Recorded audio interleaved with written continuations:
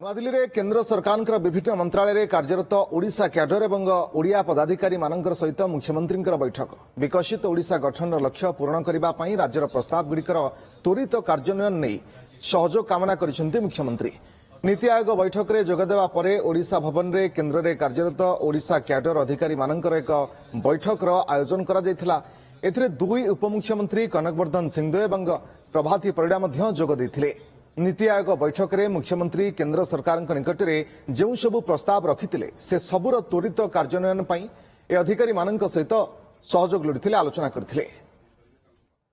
ओडिशा को नुआ ओडिशा देखिबार मध्य ये जो आज नुआ परिकल्पना करा हिची सेतिरे आगामी 5 वर्ष पई बहुत बड़ गोटे आम पई चैलेंजिंग अछि।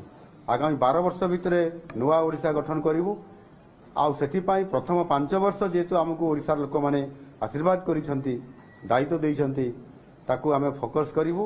2047 मसीह भारत जेते बळे विकसित भारत हबो प्रधानमंत्री जा आह्वान करिसंती सेतिरे ओडिशा शामिल होला बळकू ओडिशा प्रदेश भारत वर्ष रे 1 नंबर स्थान रे थिबो एवं ओडिशा विकसित ओडिशा ही सारी थिबो। ओडिशा कैडर वरिष्ठ अधिकारी माने एठी अछंती तांकर सहित गोटे भावगत संपर्क प्रतिष्ठा हबा एवं सेमाने हमकु सहयोग करिवार हाथ बढ़ेबा ये निश्चित भाव में ओडिशा पई गोटे मंगलमय हबो।